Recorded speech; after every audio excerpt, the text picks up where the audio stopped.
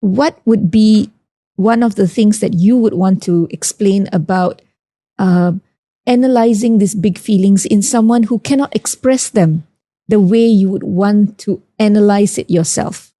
This child just cannot express it.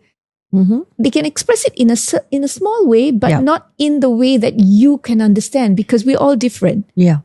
Betul. So how do we understand their feelings? But it is about being a detective, because this is one of the skills that we ask parents dengan caregiver.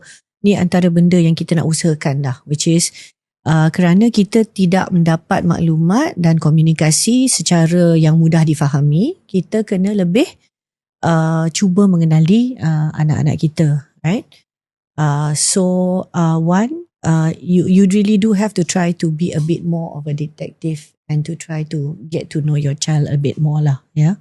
So antara perkara yang mungkin kita dapat lakukan is like mungkin kita simpan log atau rekod untuk menunjukkan bila dan bagaimana dan apakah keadaan bila sesuatu emosi besar, especially yang boleh membawa kepada meltdown.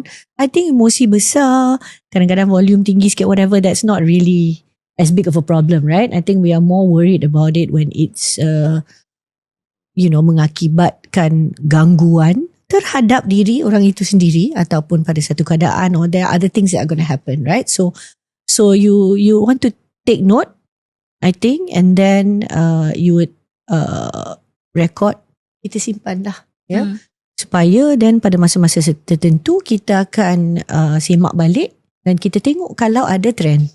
Kita tengok kalau mungkin kita dapat mengenal pasti sesuatu benda yang mungkin sama. Keduanya, I think we want to go back to prevention.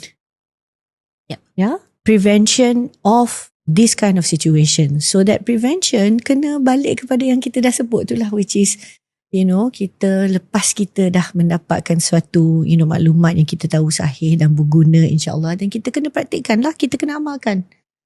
So that at least we try to lessen that frequency of that thing happening.